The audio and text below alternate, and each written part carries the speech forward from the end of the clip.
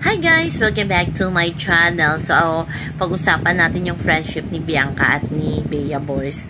So, high school pa lang pala sila magkaibigan na silang dalawa ayon sa vlog ni Bea Boris. So, si Bea Boris pala ay trending na trending ngayon dahil nabuntis siya. At dating bestie ni Bianca de Vera. Pero wala na tayong balita kung nakipagkita pa din si Bianca sa kanya after PBB.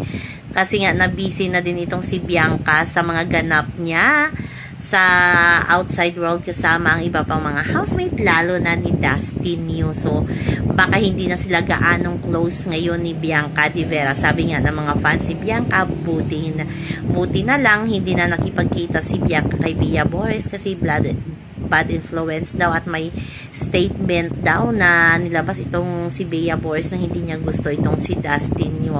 At alam naman ng mga fans na si Bianca ay matalino at hindi agad naniniwala sa mga pinagsasabi ni Bea Boris. At sa kabilang banda, nagsalita na kasi marami ang nagtatanong kung sino nga ba ang ama ng ipinagbubuntis ngayon ni Bea Boris. Ito ay ang half Japanese Filipino-Japanese na si Mirai Yamada. Nagsalita na ito, nagbigay ng statement sa TikTok na kahit hindi daw sila ni Bea pero hindi niya ito hindi niya tatakbuhan ang pagiging ama niya sa bata. Magiging ama pa din siya kahit ayaw ni Bea Boris. Nagsalita naman si Bea Boris na ayaw niya nga ng co-parenting at sabi niya ang ama ng kanyang anak at ang maging daddy ay si Andrea Brillantes.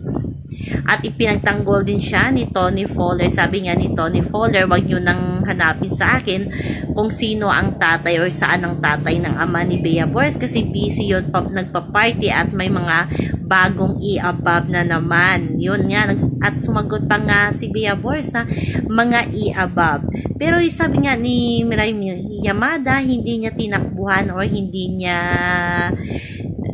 sinabing hindi niya susuportahan ang kanyang obligasyon bilang isang ama sa anak nilang dalawa ni Bea Boris. At sinabi pa ni Mirai Yamada na babae ang magiging anak nilang dalawa ni Bea Boris. May nakakita nga daw, nakasama din itong si Mirai Yamada sa pagbubuntis ni Bea Boris at kung magkikita pa ba silang dalawa ni Bianca de Vera, kung okay pa ba ang friendship nila tulad ng kay Krista Taan na talagang bestie din yan ni Bea Boris pero ngayon hindi na talaga sila gaanong ka-close. So abangan natin yan guys. So yan lamang po ang ating update sa ngayon hanggang sa muli.